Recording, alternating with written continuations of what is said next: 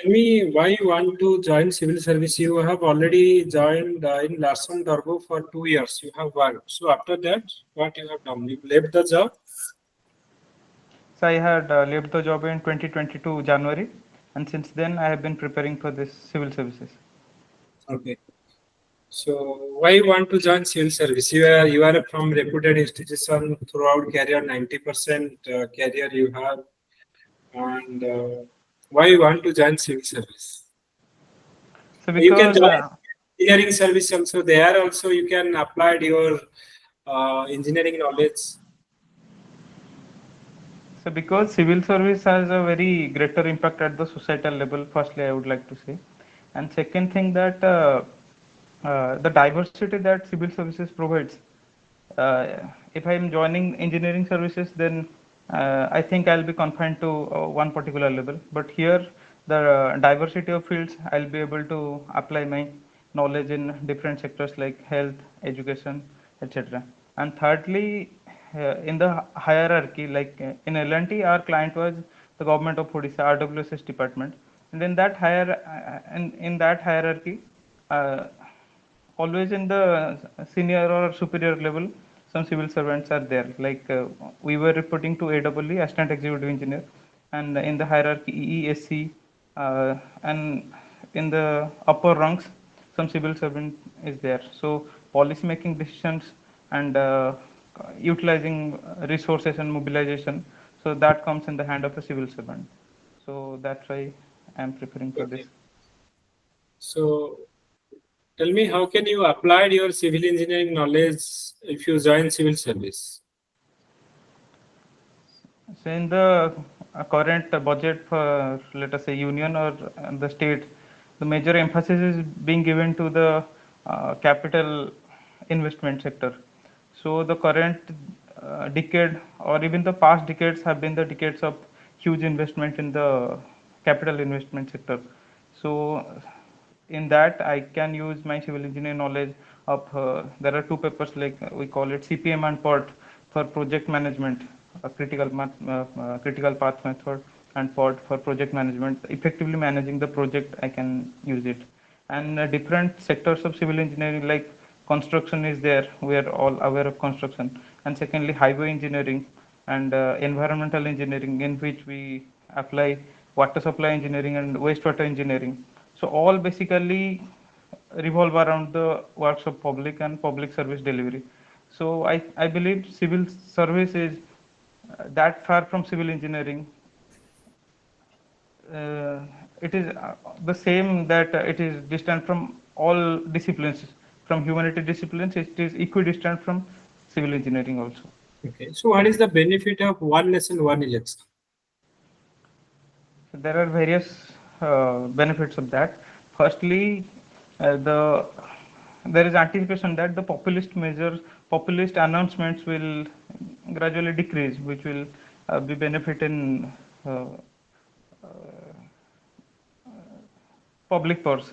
And secondly, the election, if it is happening in once in 5 years, and for the next 5 years there will be rigorous work and no more populist scheme election and that thing. And thirdly, the law and order machinery and election machinery, they can be used at once, and for the remaining 5 years they will be relieved of their duty. So at a time, by doing that, we can minimize the cost of election and majorly focus on the work for the next 5 years. Okay. Uh, what is the benefit of lateral entry in the higher posts? Why UPSC withdraw the advertisement recently? So UPSC has asked for the lateral entry because of some reasons. Some of them are if they are gradually we are seeing that the generalization and specialization debate. Generally, civil servants are believed to be generalist in their approach, and so to complement that gap, they are inviting the various field experts. Like we have had experiences like Nandan Nilekani in Aadhaar, and Bhargesh Mechanic, Kurin. Varghese sir. Kurian, Manmohan Singh. Okay. Yes, sir. They were not civil servants, but they had their field expertise and they have contributed immensely to their respective fields. So that was the major reason behind this. And UPSC withdrew it uh,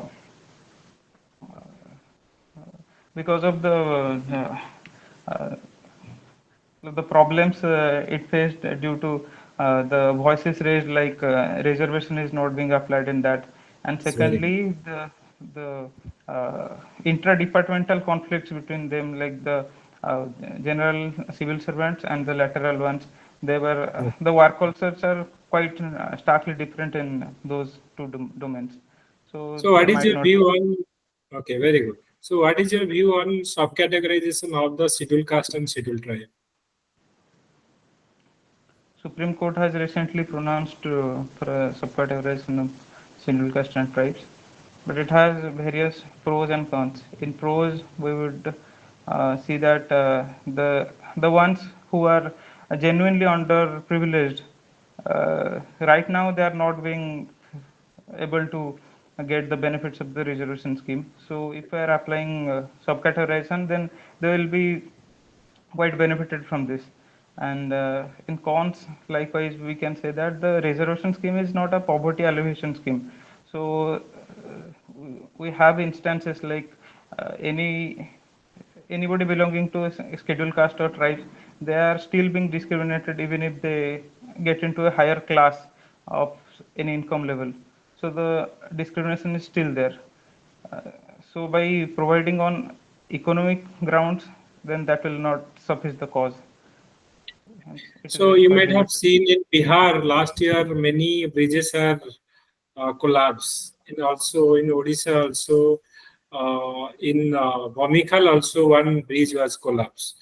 So, what is the reason behind this one? So, are they the planning is not perfectly, or the material they are using are very cheap material? Bridge construction is a quite long chain, I would say. The long chain, it starts from the very basic planning and drawing and design. So the drawing has to be properly done using the all Indian standards IS 456 we generally use for RCC, reinforced concrete cement, and that has to be vetted by some professor. It has to be cross checked once, and then in execution we have to control the quality parameters, like proper reinforcement is being provided or not, proper cover is provided for the concrete or not.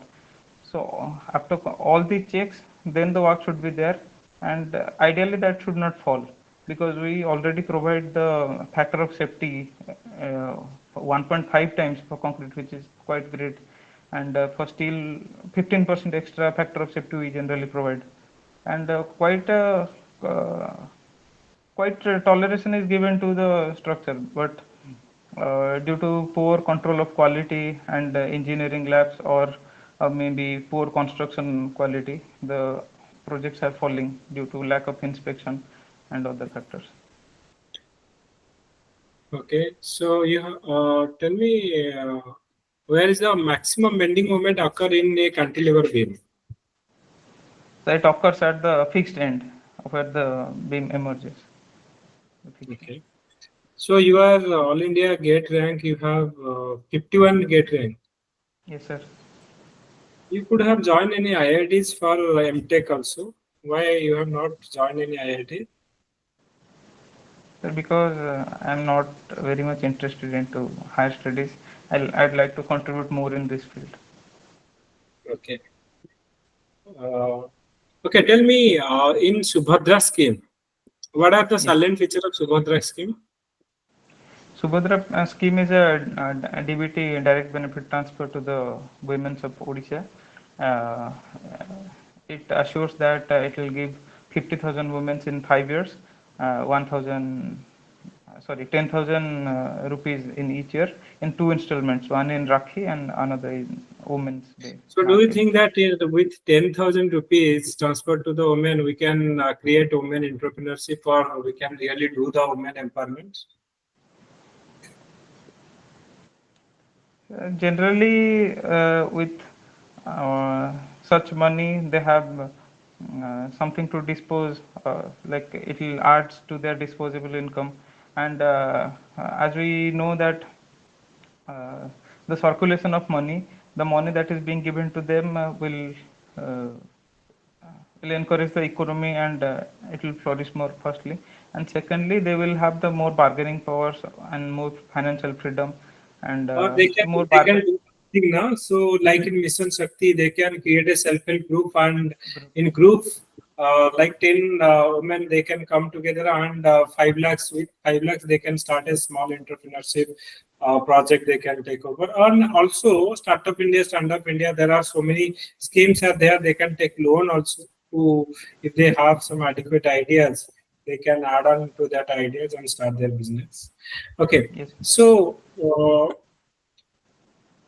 suppose you are a top blog video of a particular blog, and some 100 crore project came to you for constructing a bridge, bigger bridge, and your immediate supervisor, the district collector, called you and tell you have to give 10% of this as percentage. That should be Mhm. given to minister and or the political party. So how will you handle the situation? Sir, I till now I have a like zero toleration towards such kind of things. I will whatever is in my control, then I will put a completely zero tolerance approach towards that. So because I don't see that it serves any kind of purpose. Okay, so have you know about the unified pension system? Yes, sir. Yes, sir. So what are the major features in unified pension system? So earlier it was old pension system, and uh, where it was the 50% of the last drawn salary was being given as pension, and then came the new pension scheme, whereas we were contributing something, and that was being invested in the stock market, and according to that the pension amount was coming. And in the unified pension system, they have resorted back to the old pension system with slight variation. So in unified pension system, what are the like pension there? So it is the last month drawn salary or last 12-month average drawn salary. 50% of the last month or 50% of the last 1 year in 12 months average of that. Sir, I'm unable to remember Okay. it properly. So, what is your view on the recent attack by the Iran on Israel? What is the solution to this type of conflict between Israel and Palestine, or Israel and Hamas or Iran? So the conflicts going on over in the West Asia, it is highly disturbing the scenario in West Asia, and we have lots of interest involved in West Asia, like a large amount of diaspora present in over there.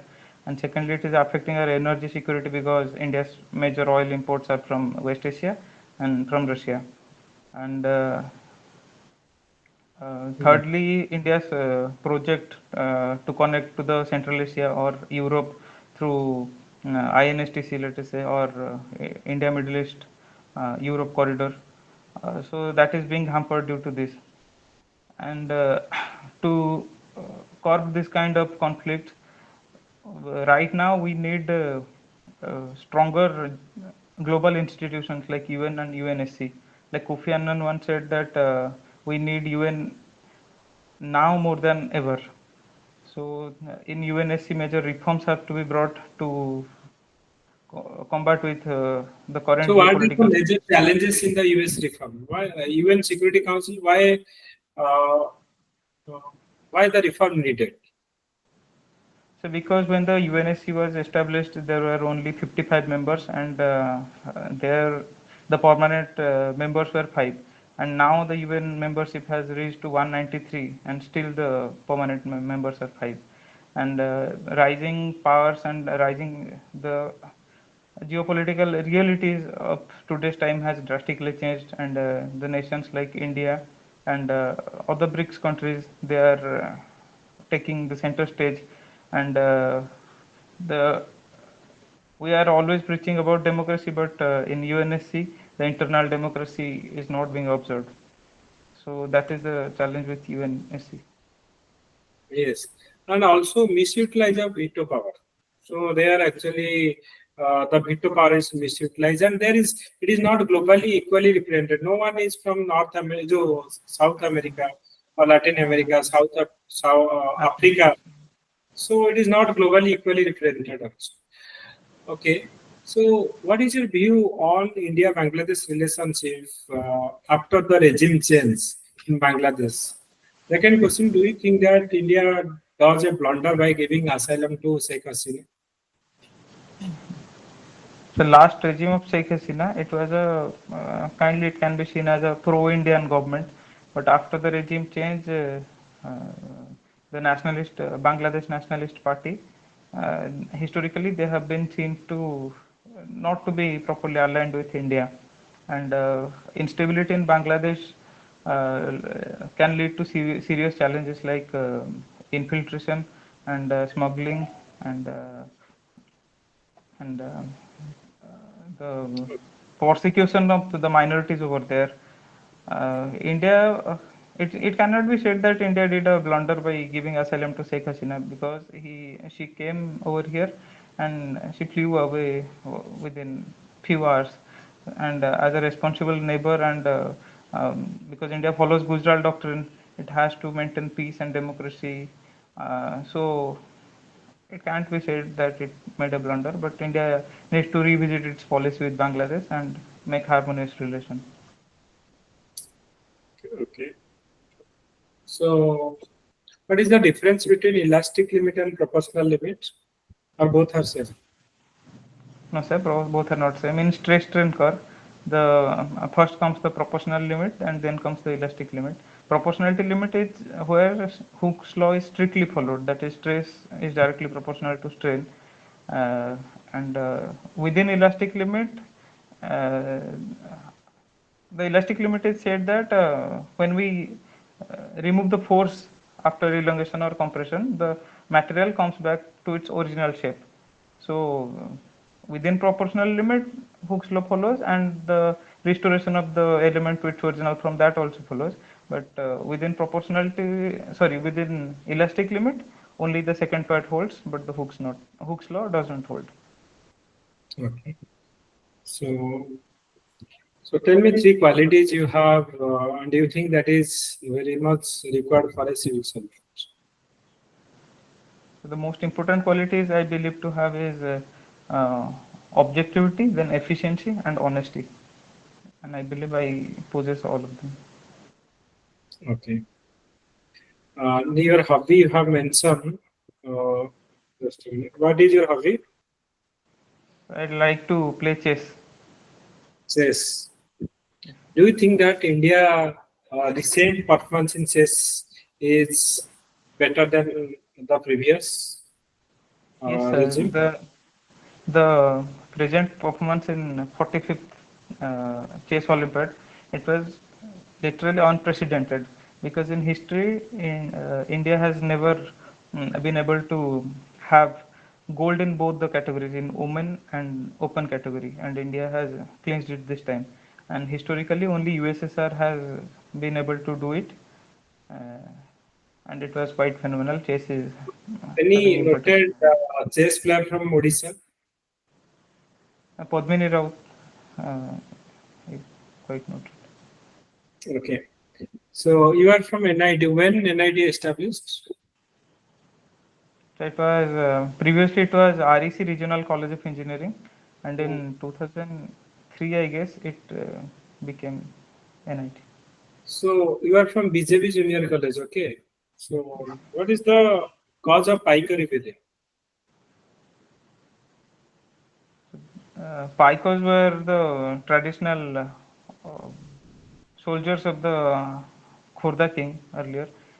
They were throughout the year they were farmers, and at the time of war they were given the roles of the soldiers. And after the annexation of Khurda, they have been displaced from their customary position in the administration and in soldiers, and the jagirs that were being given to them, they have been displaced from that also. So that caused a major discontent among them, and they went for Paika rebellion. So Astarang, you belongs to Astarang. Okay, why Astarang? How it is related to the history? So in Astarang, in 1930s, the civil disobedience movement, two major points of Odisha were become very vibrant. One was Inchudi, and second one was Astarang. So for disobedience Also of Salt Act, Hmm. Salt Act, yes sir, it was quite famous. Okay. So okay, thank you. That is all from my side, Chiranjeevi, and I think you have answered all the questions very dynamically and nice way. Definitely, you are a very bright student. Also, तमे इतना interview मैंने UPSC में लिखी थी. Again, Okay, so in UPSC also, what is your optional? Civil engineering.